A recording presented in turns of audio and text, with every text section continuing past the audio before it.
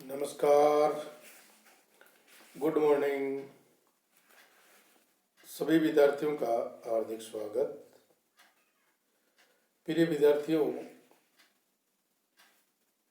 आज हम एक बहुत ही महत्वपूर्ण टॉपिक पर अपनी बात करेंगे। और टॉपिक का जो नाम है वो बहुत ही अलग नाम है। आज हम study of life cycle of the product, किसी प्रोडक्ट की लाइफ साइकिल क्या होती है, इसके बारे में हम आज चर्चा करने वाले हैं। जिस प्रकार एक जीवधारी का जो जीवन चक्र होता है, उसी प्रकार एक प्रोडक्ट का भी जीवन चक्र होता है। इसके बारे में हम स्टडी करेंगे। तो शुरू करते हैं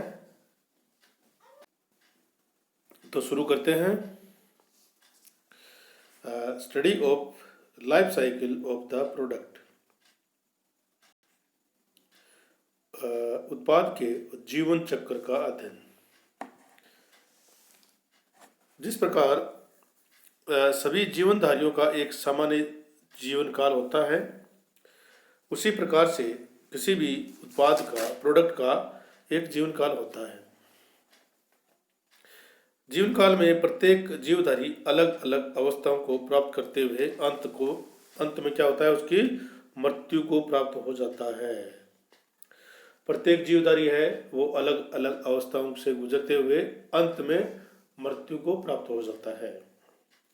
इसी प्रकार से एक उत्पाद के जीवन काल चक्र में अलग अलग अवस्थाएं आती हैं प्रोडक्ट के, और अंत में एक उत्पाद अवनति, आउट ऑफ मार्केट की स्थिति को प्राप्त हो जाता है, हो जाता है। जैसे जीवधारी अपने पूरे जीवन काल में जीविकोपार्जन हेतु कार्य नहीं कर सकते, उसी प्रकार कोई भी व्यवसायी अपने पूरे जीवन चक्र में प्रत्येक अवस्था में लाभ नहीं कमा सकता। जो साइकिल चलता है, उस प्रत्येक अवस्था में वो लाभ प्राप्त नहीं कर सकता। उसकी एक फिक्स अवस्था है, उसी अवस्था में उसको लाभ प्राप्त कर सकता है। जिस प्रकार एक जीवधारी है वो एक प्रत्येक अवस्था में कार्य नहीं कर सकता। जीविकोपार्जन के लिए वो कार्य एक फिक्स अवस्था होती है, उसी अवस्था में कर सकता है। जैसे बाल्यकाल और वृद्ध अवस्था में वो काम नहीं कर सकता। उसी प्रकार एक प्रोडक्ट है वो परिचय और कमी की स्थिति में लाभ प्राप्त नहीं कर सकता। सभी सफल जो प्रोडक्ट हैं उनकी 5 अवस्थाएं होती हैं, जिसमें परिचय, विकास और वृद्धि, परिपक्वता, अवनति और समाप्ति। तो शुरू करते हैं परिचय से।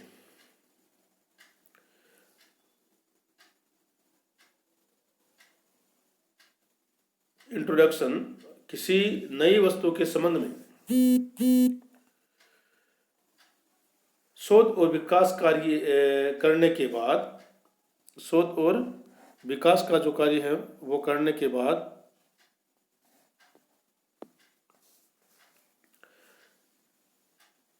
हम उसका विक्रय करने के लिए प्रोडक्शन करते हैं, उत्पादन करते हैं, और प्रथम बार बाजार में विक्रय के लिए प्रस्तुत किया जाता है। मार्केट में हम प्रोडक्ट को क्या करते हैं, लॉन्च करते हैं। तो ये स्थिति उस वस्तु की परिचय की अवस्था होती है। ये प्रथम स्टेज है और वो है इंट्रोडक्शन की स्थिति है।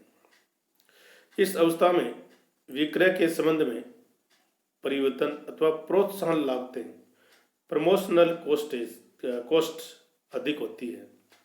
इस अवस्था में हमें बहुत सा प्रचार करना होता है। उस वस्तु को ग्राहकों तक पहुंचाने के लिए में बहुत से लागतें लगती हैं, और उसके कारण से क्या होता है, विक्रय की मात्रा कम होती है। अतः इस अवस्था में निर्माणकर्ता को हानि भी हो सकती है। इसको एक उदाहरण के माध्यम से समझें तो जियो जब मार्केट में आया था तो सभी ग्राहकों को मुफ्त में दिया गया था और इसके कारण से उसको एक प्रकार से हानि उठानी पड़ी थी, क्योंकि प्रमोशनल कॉस्ट भी उनकी बहुत सी कॉस्ट लगी थी। तो इस अवस्था में क्या होता है, जो प्रोडक्शन का निर्माण करता है उसके प्रोडक्ट के निर्माणकर्ता को हानि भी हो सकती है। सेकंड अवस्था देखिए, ग्रोथ, विकास और वृद्धि। इस अवस्था में उपभोक्ता वस्तु के उपयोग से पूर्णतः परिचित हो जाता है। इस अवस्था में क्या होता है कि वस्तु के संबंध में उपभोक्ता को पूरी जानकारी हो जाती है और वह उससे परिचित हो जाता है। प्रारंभिक अवस्था में किए गए प्रचार, जो प्रोत्साहन लागतें हमने लगाई थी प्रथम अवस्था में, उसके कारण से उसकी अवस्था की सेकंड जो अवस्था है उसमें प्रोडक्ट की मांग बहुत तेजी से ग्रोथ होने लगती है, बहुत तेजी से बढ़ती है और जिसके परिणाम स्वरूप लाभ भी तेजी से बढ़ते हैं। ये है हमारी सेकंड अवस्था, सेकंड स्टेज। ये देखिए, अब मैंने आपको जीवन चक्र इसमें आपको दिखाया गया है कि एक प्रोडक्ट है उसका जीवन चक्र किस प्रकार से होता है। ये परिचय है, यहाँ से प्रोडक्ट प्रारंभ होता है और परिचय को प्राप्त करते करते हुए उसकी ग्रोथ होती है। तो ये उसकी ग्रोथ हो रही है और बहुत तेज़ी से वो बढ़ने लगता है और बहुत तेज़ी से बढ़ने के साथ साथ वो एक स्टेज पर पहुंचता है जिस अवस्था को परिपक्वावस्था कहते हैं। ये अवस्था होती है जहाँ पर वो फिक्स हो जाता है। सेकंड अवस्था में वृद्धि की जो अवस्था है वहाँ पर प्रोडक्ट का तेजी से विक्रय होता है और विक्रय तेजी से होने के कारण प्रॉफिट भी हमें बहुत तेजी से मिलने लगता है। लेकिन परिपक्वता जो नेक्स्ट अवस्था है इसकी, वहाँ पर फिक्स हो जाता है और फिर एक स्थिति में अवनति की ओर बढ़ने लगता है। धीरे धीरे प्रोडक्ट की मांग है वो कम होने लगती है और मांग कम होने का कारण आपको बताएंगे नेक्स्ट स्लाइड में। देखिए, परिपक्वता, विकास और वृद्धि की अवस्था के बाद में उत्पादन की मांग में विक्रय में तेजी से वृद्धि होती है। उत्पादन की मांग होती है, मांग होने से विक्रय में तेजी से वृद्धि होती है और इस अवस्था में पहुंचकर आपको वो क्या हो जाता है, फिक्स, स्थिर हो जाता है। जैसे कि मैंने आपको बताया था, ये परिपक्वता अवस्था, इस अवस्था में फिक्स हो जाता है। उसके बाद में जो स्टेज आती है वो आती है अवनति। इस अवस्था में उत्पादित वस्तु के दूसरे प्रतियोगी बाजार में आने लगते हैं। जो अवस्था है उसमें क्या होने लगता है कि प्रोडक्ट की पूरी जानकारी मार्केट में हो जाती है तो उससे मिलते जुलते प्रोडक्ट है वो बाजार में आने लगते हैं और इसके कारण क्या होता है कि वस्तु का विक्रय की जो मात्रा है, वॉल्यूम है, सेल्स वॉल्यूम, वो धीरे धीरे डाउन होने लगता है, कम होने लगता है और हमारे लाभ की जो दर है वो घट जाती है। इस अवस्था में वस्तु के विक्रय में गिरावट आनी प्रारंभ हो जाती है और अंत में उस वस्तु की बिक्री बहुत गिर जाती है, क्योंकि नए और अच्छे प्रोडक्ट है वो उस वस्तु का स्थान लेने लगते हैं। इस अवस्था को अवनति बोलते हैं और लास्ट स्टेज आती है वो है समाप्ति। इस अवस्था आते आते बाजार में वस्तु के विक्रय से अत्यधिक हानि होने लगती है। धीरे धीरे वो है प्रोडक्ट आउट ऑफ मार्केट होने लगता है और उसकी बिक्री से हमें हानि होने लगती है। हमें उतना प्रॉफिट नहीं होता जितना ग्रोथ जो स्टेज था उसमें हो रहा था और उद्योगपति इस उत्पाद को क्या करने लगता है, बंद करने की सोचता है और उसके स्थान पर किसी अन्य उत्पाद का प्रोडक्शन करने का विचार करता है।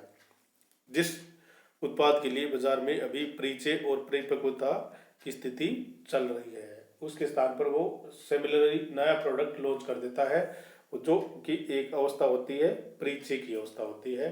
धीरे धीरे उसके साथ उसको बिक्री करना प्रारंभ कर देता है।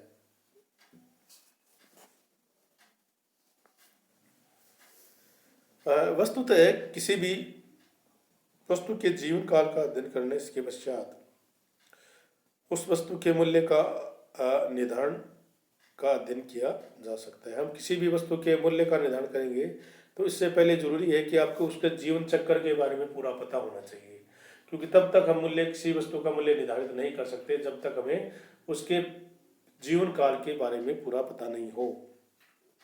अतः किसी प्रोडक्ट के मूल्य निर्धारण के लिए उपयुक्त नीति का निर्माण करते समय ये देखना होगा कि उसके जीवन चक्र की किस अवस्था के लिए कौन सी नीति सर्वाधिक उपयुक्त है। एक नीति को हम लागू नहीं कर सकते, प्रत्येक प्रोडक्ट के लिए अलग अलग नीति का निर्माण करना होगा, तभी हम वस्तु का सही विक्रय मूल्य निर्धारित कर सकते हैं, उसका मूल्य फिक्स कर सकते हैं। इसके लिए हमें देखना होगा कि उपयुक्त नीति का निर्माण करते समय हमें जीवन चक्र वस्तु के किस अवस्था के लिए कौन सी नीति बनानी है, ये हमें डिसाइड करना होगा।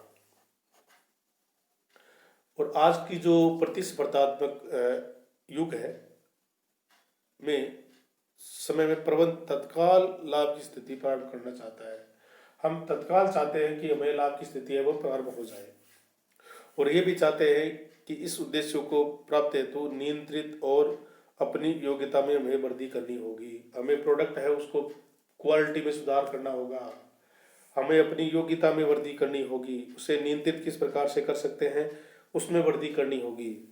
और इस प्रकार प्रत्येक प्रबंधक का ये उद्देश्य होता है कि उसके द्वारा विक्रय किया गया अथवा बेचा गया उत्पाद शीघ्रता शीघ्र परिचय की स्थिति को की प्रारंभिक स्थिति को पूरा कर ले। और दूसरी स्टेप है जिसको हम वृद्धि और विकास बोलते हैं, उस अवस्था की प्राप्त कर ले, क्योंकि उसी अवस्था में उसको सबसे ज्यादा लाभ होता है। इसके साथ साथ प्रबंध का ये उद्देश्य भी होता है कि परिपक्वता की स्थिति में जितने समय बना रहा जा सके उतनी स्थिति समय तक हमें परिपक्वता की स्थिति में लाभ प्राप्त करते हुए उस स्थिति का लाभ उठाना चाहिए, और अवनतिक स्थिति को यथासमय हमें टालना चाहिए, क्योंकि अवनतिक स्थिति आते ही मार्केट में प्रोडक्ट आउट ऑफ मार्केट हो जाएगा। इसलिए जरूरी है कि हमें विकास और वृद्धि और परिपक्वता की जो फिक्स स्थिति है उस स्थिति तक हमें प्रोडक्ट को रखना चाहिए ताकि हम अधिकतम लाभ प्राप्त कर सके। तो ये है एक प्रोडक्ट की लाइफ साइकिल, 5 स्टेप, 5 उसकी अवस्थाएं होती हैं, और उन अवस्था से गुजरते हुए प्रोडक्ट अपने आप को आउट ऑफ मार्केट कर लेता है। तो हमें मूल्य निर्धारण करते समय प्रत्येक प्रोडक्ट की जो लाइफ साइकिल है वो पता होनी चाहिए, तभी हम किसी भी प्रोडक्ट का मूल्य निर्धारित कर सकते हैं। सभी विद्यार्थियों का बहुत बहुत धन्यवाद। Thank you.